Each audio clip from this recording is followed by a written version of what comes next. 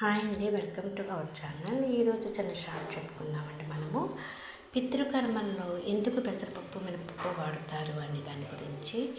పితృకర్మల్లో పెసరపప్పు అంటే పెసలు, మినపప్పు అంటే మినుములు వాడడం వెనుక ఒక ప్రత్యేకమైన ఆచార భావన అయితే ఉందండి.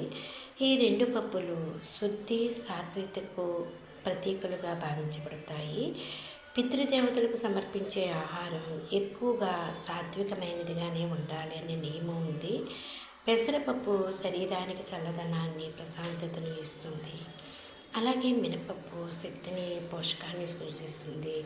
అందుకే ఈ రెండింటినీ కలిపి వాడడం ద్వారా శాంతి, శక్తి అనే సమతుల్యతను సూచిస్తారని మన పెద్దలు భావించారు.